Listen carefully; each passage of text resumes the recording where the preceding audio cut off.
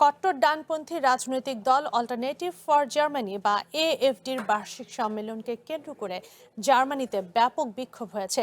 দেশটির থুরিঙ্গিয়া রাজ্যের এরফুর্ট শহরে সম্মেলন স্থলের চারপাশের প্রধান সড়ক এবং এক্সপ্রেসওয়ে অবরুদ্ধ করে রাখে হাজার হাজার বিক্ষোভকারী। এ সময় পুলিশের সাথে তাদের সংঘর্ষ বাধে।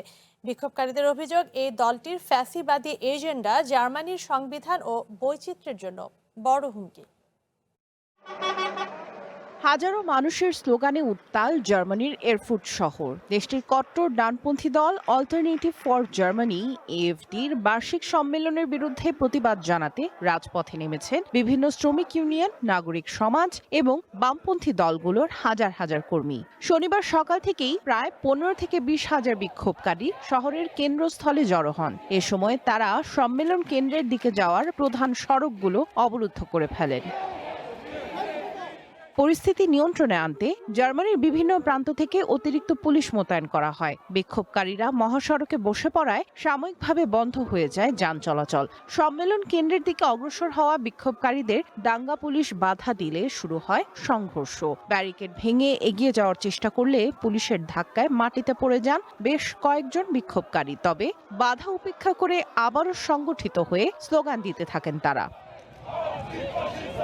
যদিও নজিরবিহীন এই বাধার মুখেও এএফডির 600 প্রতিনিধির মধ্যে বেশিরভাগই বিকল্প উপায়ে সম্মেলন কেন্দ্রে পৌঁছান। থুরিঙ্গিয়া রাজ্য পুলিশের মুখপাত্র জানান, এই বিক্ষোভের প্রধান লক্ষ্য ছিল এএফডির সম্মেলন পণ্ড করা। তবে পুলিশ সেই চেষ্টা ব্যর্থ করে দিয়েছে।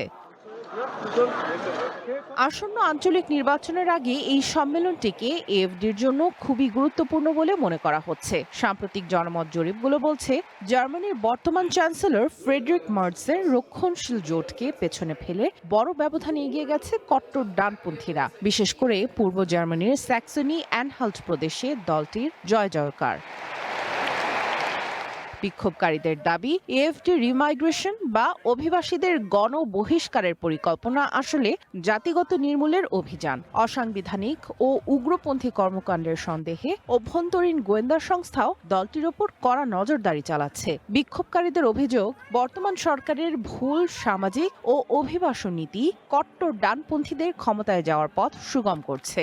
ফ্যাসিবাদের এই জয়যাত্রাকে এখনই রুখে না দিলে জার্মানির গণতান্ত্রিক ভবিষ্যৎ সংকটে পড়বে বলেও সতর্ক করেছেন বিক্ষোভকারীরা। সামিয়া জান্নাহ, ওয়ান ইন্টারন্যাশনাল ডেস্ক।